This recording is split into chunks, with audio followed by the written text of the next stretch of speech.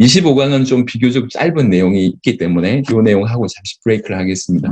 그리스도인, 성경에서 딱 3번 정도 언급됐습니다. 사도행전 11장 26절, 사도행전 26장 28절, 베드로전서 4장 16절에 그리스도인이라고 하는 단어가 3번 나옵니다.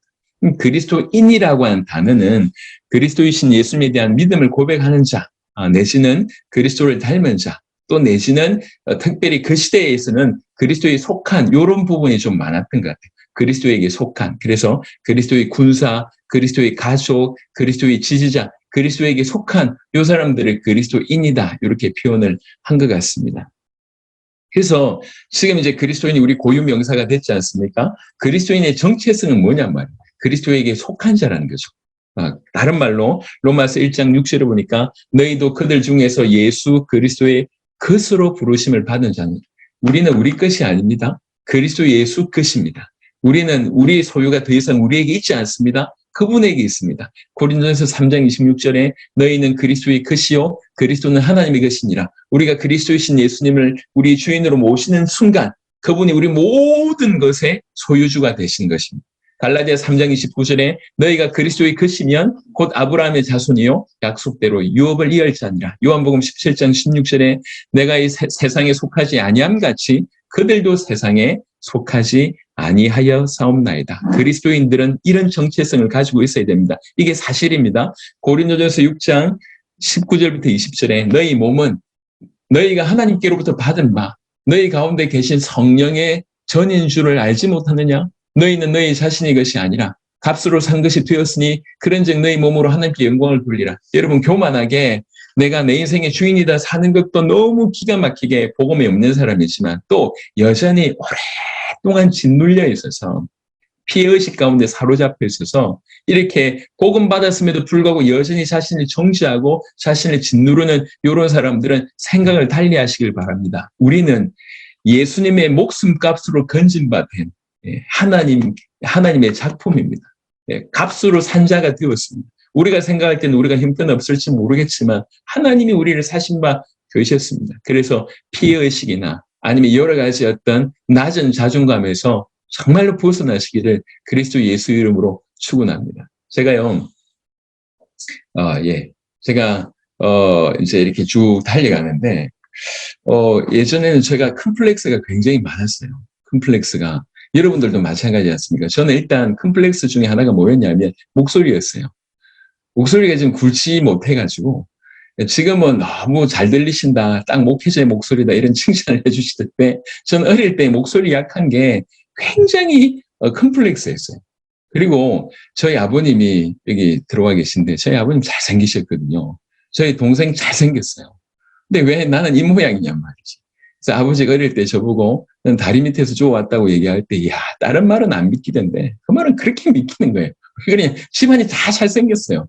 근데 나는 이제 그렇더라고. 지금 보니까 좀 괜찮은데 지금 보니까 괜찮은데 그래요.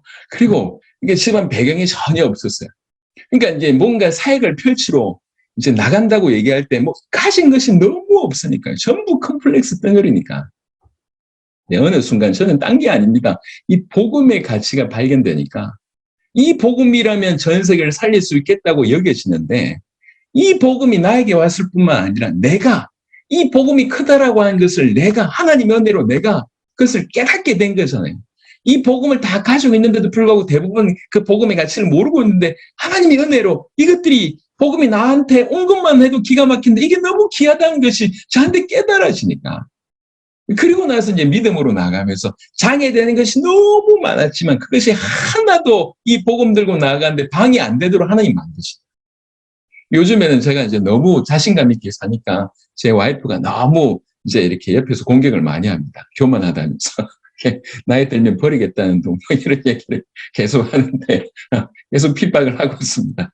그리고 제가 계속 복음 가운데 막 가다 보니까 그냥 하나님께서 행하신 계속 역사를 보다 보니까 계속 믿음이 생기는 거예요. 믿음으로 계속 도전하게 되고, 여유도 점점 생기는 거예요.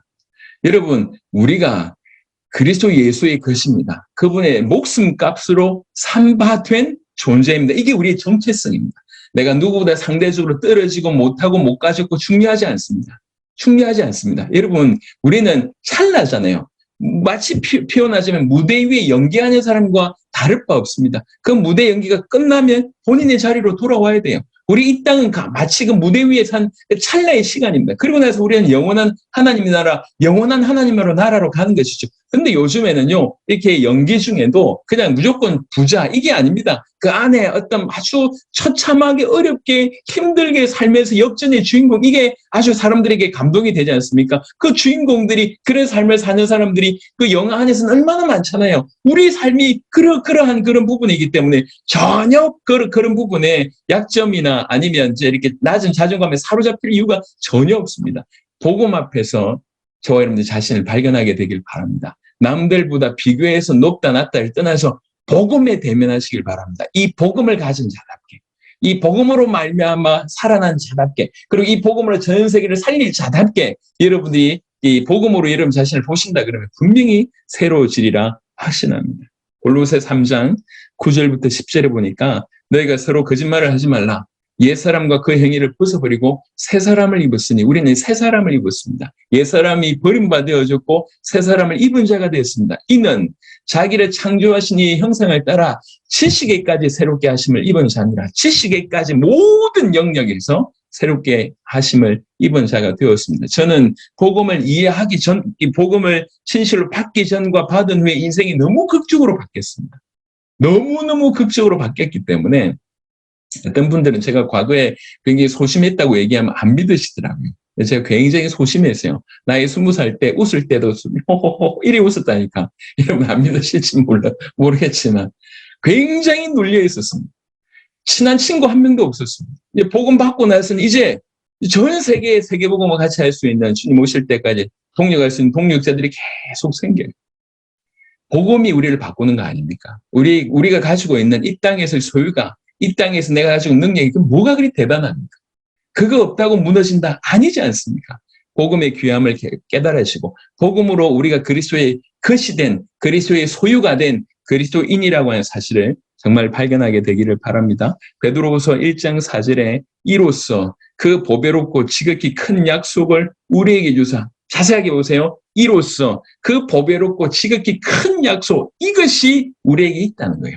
이 약속으로 말미암아 너희가 정욕 때문에 세상에서 썩어질 것을 피하여 신성한 성품에 참여하는 자가 되게 하려 하셨느니라. 이 보배롭고 지극히 큰 약속도 우리에게 주어졌고, 너무 놀라운 것은 신성한 성품에 참여하는 자가 되었습니다. 주의 성령이 우리 안에 오셔서, 아까 에스겔 우리 36장을 보셨지 않습니까? 우리 마음에 새 영이 임하셔서 우리 마음을 하나님께서 움직이신다고 얘기하지 않습니까? 그 하나님께서 우리를 그 신성한 성품에 참여하는 자가 되게 하셨다고 성경은 얘기하고 있습니다.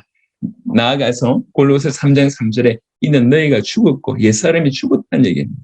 끝났습니다. 너희 생명이 그리스도와 함께 하나님 안에 감추어졌습니다. 너무 놀랍지 않습니까? 절대로 이 생명은 잃어버릴 수가 없습니다. 하나님 안에 감추어져 있습니다. 요한일서 4장 15절에 누구든지 예수를 하나님의 아들이라 시인하면, 예수님을 하나님의 아들 그리스도라고 시인하면 하나님이 그의 안에 거하시고 그도 하나님 안에 거하느니라. 이것은 진리입니다. 변개될 수 있거나 변질될 수 있는 성질이 못 됩니다. 그러하기 때문에 우리 그리스도인이 바로 이 정체성을 가지고 있기 때문에 그리스도인들은 순종하며 살아야 됩니다. 또 다른 말로 이렇게 좀 표현할 수 있겠습니다. 베드로전서 2장 21절에 이를 위하여 너희가 부르심을 받았으니 그리스도도 너희를 위하여 고난을 받아서 너희에게 본을 끼쳐 그 자취를 따라오게 하려 하셨느니라. 우리는 믿는 자로서 그분을 따라가는 자가 되어야 됩니다. 예, 어떤 내적인 부분뿐만 아니라 삶적인 부분들도 우리는 그분을 따라가야 됩니다. 그분을 따라서 흠도 점도 없는 모습으로 계속 성장해야 될 뿐만 아니라 그분이 이 땅에 영혼을 구원하고 전 세계를 살리기 위해서 행하셨던 바로 그 행함을 우리는 따라가야 됩니다. 세계복음화, 영혼 구원, 나와 상관없다 천만의 말씀. 여러분들이 하나님의 사람이 맞고 하나님이 여러분 안에 거하시면 여러분들을 하나님께서 그렇게 인도하실 것입니다. 그거에서 예외될 수 있냐? 없습니다. 전혀 없습니다. 갈라디아 3장 11절 또 하나님 앞에서 아무도 율법으로 말미암아 의롭게 되지 못할 것이 분명하니 이는 의인은 믿음으로 말미암아 살리라 하였습니다. 의인이 살아가는 유일한 방법이 하나 있습니다. 그게 뭐냐? 그게 믿음입니다. 최근에 여러분들은 믿음을 얼마나 사용해 본 적이 있으십니까? 여러분, 우리가 얼마나 이제 이렇게 좀 심각한 정도로 당한 상태이냐면, 믿음으로 사는 방법이 있습니다. 우리 상태에 따라서 제가 말씀드리면 믿음으로 사는 방법 어렵지 않습니다. 여러분 생각하고 반대로 살면 믿음으로 사는 거예요. 왜 그러냐? 우리가 너무 무너져 있으니까 습관적으로 하는 모든 것이 불신앙으로 치우쳐져 있습니다. 여러분 가만히 생각해 보세요. 믿음을 사용해야 될 영역이 없습니까? 여러분들이 사람들을 만날 때, 여러분들이 이 차를 탈 때, 저 차를 탈 때, 이 사건을 하고 저 사건을, 이 일을 하고 저 일을 할 때 수많은 부분에 우리는 믿음으로 얼마든지 사용할 수 있습니다. 얼마든지 사용할 수 있습니다. 하지만 사용하지 않습니다. 차가 늦어요. 약속 시간이 있는데 차가 늦어요. 그러면 불평하거나 늦으면 어떠지 걱정을 하지. 그 순간에 그 늦는 상황 가운데 우리는 믿음을 사용할 수 있습니다. 하나님 그 차가 빨리 오게 하시든지 아니면 혹여 제가 늦더라도 그 모든 상황 속에서 하나님 지켜달라. 얼마든지 우리는 그 모든 상황 속에서도 믿음을 사용할 수 있습니다. 하지만 하지 않습니다. 왜 그렇습니까? 이미 익숙해요. 불신앙으로 살아가는 것이. 의인이 살아갈 수 있는 방법은 하나입니다. 믿음으로 사는 것입니다. 그 다음에 에베소 4장 12절부터 13절에 이는 성도로 온전하게 하여 봉사의 일을 하게 하며 그리스도의 몸을 세우리 하심이라. 우리가 다 하나님의 아들을 믿는 것과 하나님의 아들을 아는 일에 하나가 되어 온전한 사람을 이루어 그리스도의 장성한 분량이 충만한 데까지 이르리니. 우리는 그리스도의 장성한 분량이 충만한 데까지 이르는 삶을 살아야 됩니다. 어떻게 하면 됩니까? 온전한 사람이 되면 됩니다. 어떻게 해요? 하나님의 아들을 믿는 것과 아는 일이 하나가 되어서 꼭 이렇게 되기를 그리스도 예수 이름으로 축원합니다. 로마서 14장 8절에 우리가 살아도 주를 위하여 살고 죽어도 주를 위하여 죽나니 그러므로 사나 죽으나 우리가 주의 것이로다.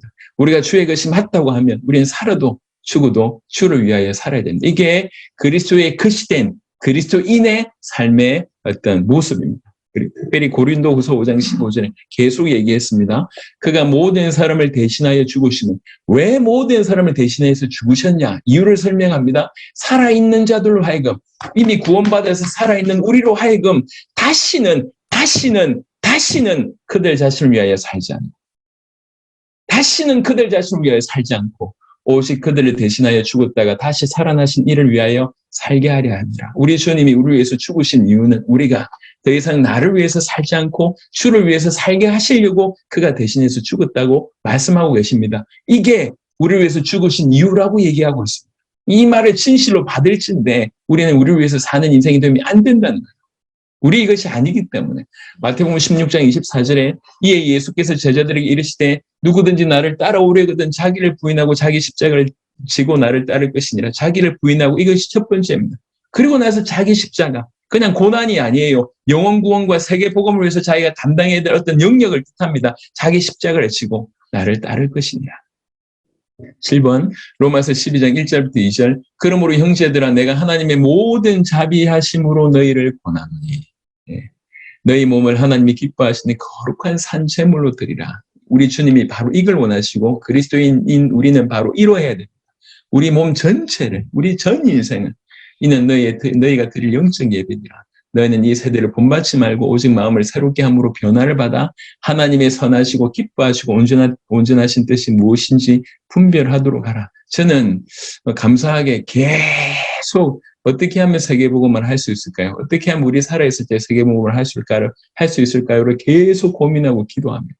지금 이 상황 속에서도 또 이렇게 벌어지고 있는 코로나 상황 속에서도 여러 가지 어려움이 있는 중에도 지금 이 주어진 환경 속에서 어떻게 하면 하나님이 선하시고 기뻐하신 뜻이 무엇인지 분별하도록 하라. 어떻게 하면 하나님 뜻을 이룰까? 어떻게 하면 세계복음을 내 살아있을 때 감당할 수 있을까? 계속 고민하며 인도를 받고 있습니다. 그것이 믿는 자의 삶이라고 생각합니다. 여러분 다 알고 있는 바를 조금 정리했을 뿐입니다. 우리는 그리스도의 것입니다. 그리스도의 것인 우리는 주님을 따라가야 돼요. 믿음으로 살아야 됩니다. 우리의 몸 전체를 그분께 드려야 됩니다. 더 이상 우리는 우리를 위해서 살지 않고 주를 위해서 살아야 됩니다. 하나님께서 은혜를 주시기를 바랍니다.